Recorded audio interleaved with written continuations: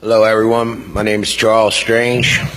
My son's name was Michael Strange. Michael was a cryptologist for Special Ops. He was part of the Navy SEALs for SEAL Team 2 for a few years, and last almost 4 years he was part of SEAL Team 6. Michael was a brave American. He loved Philadelphia, where we're from, and he fought for this country. And Michael, being a crypto, the code for them is serve in silence. And that silence was broken by our administration.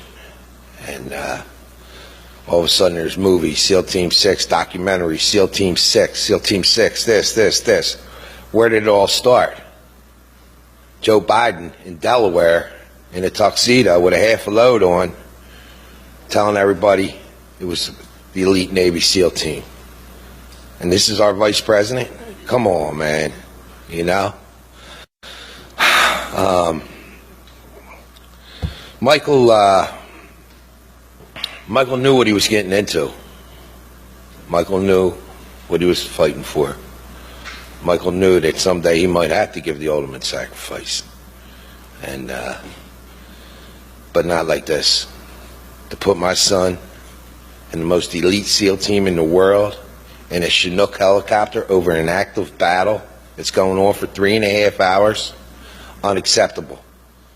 Unacceptable. Somebody has to answer for this. You know? A Chinook from 1985, you know? Look outside the picture. You know? Who's getting paid to keep rebuilding these Chinooks? Who's making the money? Right? 93 days after killing bin Laden, all of a sudden you're going to put 22 of the most elite in SEAL Team 6 in the world and 8 other great Americans into a Chinook over a battle. August 6th, I got the call about my son's death. It's like a knife in my heart that turns every day. I cry every day. I get sad every day. My other children, you know. Michael's 25 years old. And we go to Dover to see the bodies. And we're all in the hangar down there. And President Obama comes up to me and he says, "Mr. Strange," he grabs me by the shoulders, "Michael changed the way America lives." I grabbed Mr. President by the shoulders and I said, "I don't need to know about my son. I need to know what happened, Mr. President." And the Secret Service guys grabbed me. And I'm crying. And he went to give me a hug. And I whispered in his ear, I said, "Mr. President, is there going to be a congressional inquiry?"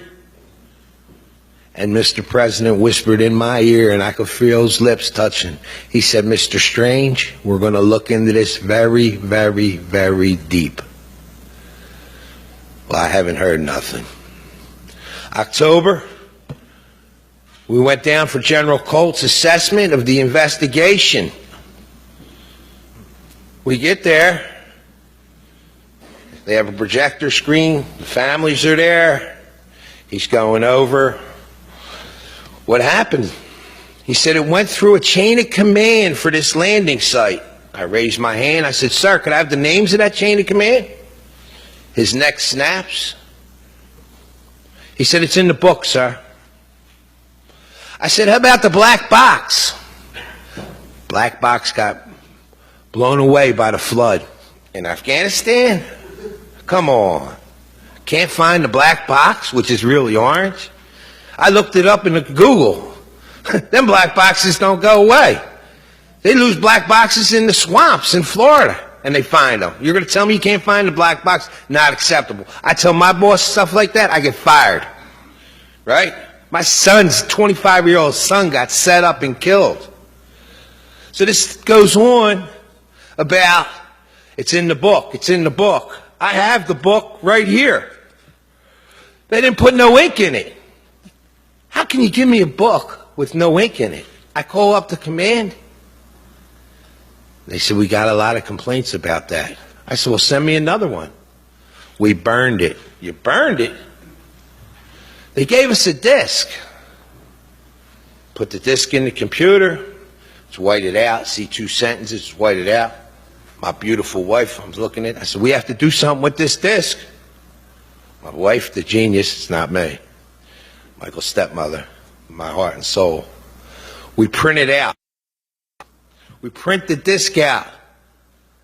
It tells you everything. It was a setup.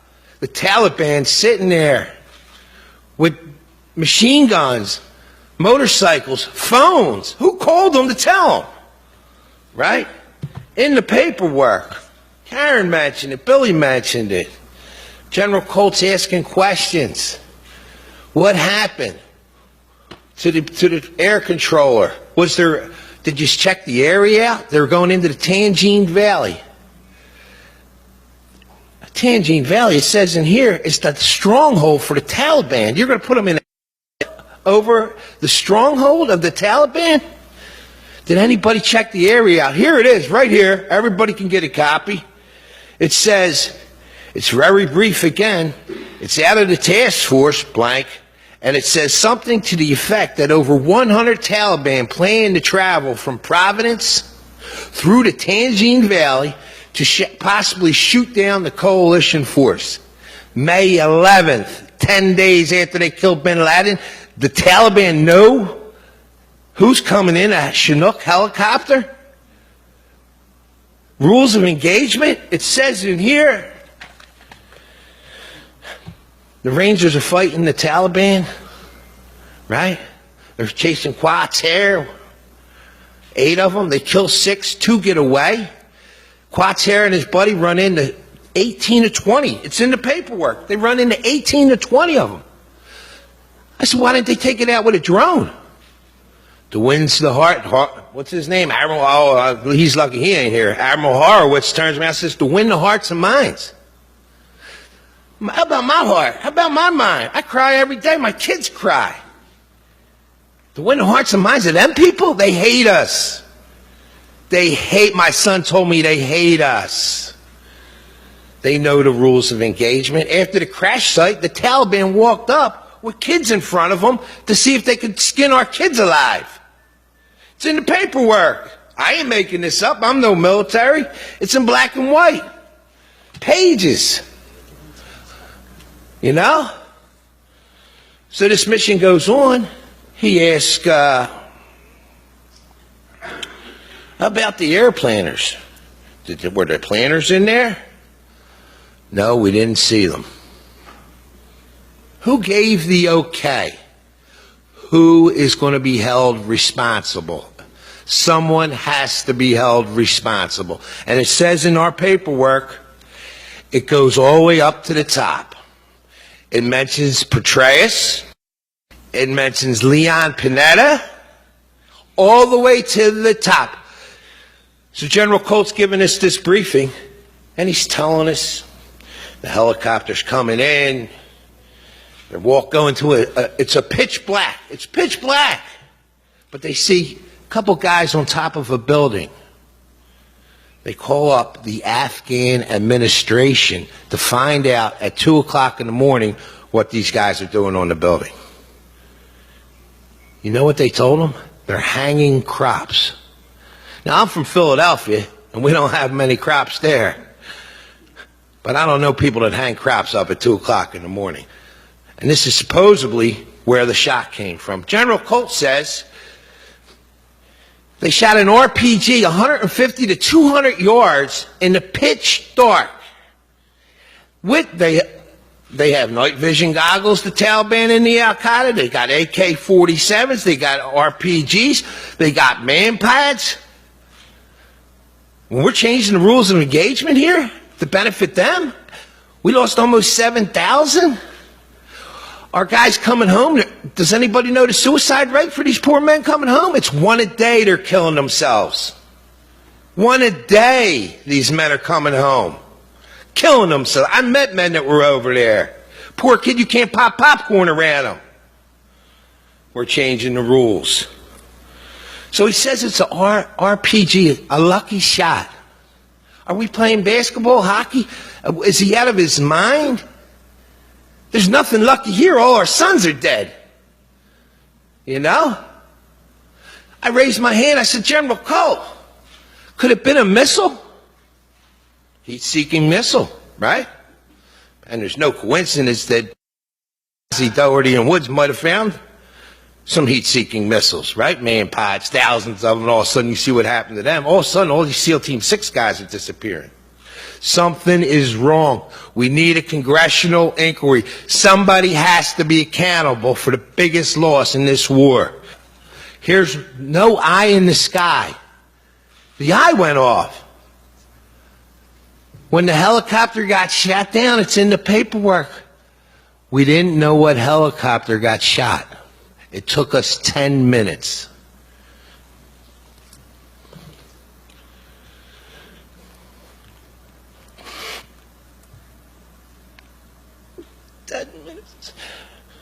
My son, right? My son, Michael, was fighting for his life. Nobody came and helped. They didn't have the Pathfinders there to check the area. Nobody checked the light. Nobody count. Well, who's calling the shots here? This is bullshit. They told me my son had to be cremated. Everybody has to be cremated. My son didn't need to be cremated. I got pictures of my son. He was fighting. He had a gun in his hand. Come on. Fighting for this country, for us. And you're going to lie to me and slap me in the face? I called the command. I said, why'd you cremate my son? My son didn't want to be cremated. He's like, what do you mean? I got pictures of him. When I asked for the autopsy report from Dover, they sent me a disc with pictures. He's sitting there fighting. Everybody was burned beyond record. No, everybody wasn't burned beyond record. Another lie. Somebody has to be held accountable. No Pathfinders. All of a sudden, the eye in the sky don't work. This is all facts. This is from the people that were there. General Colt's statement in here when he's questioning these guys. Exact words.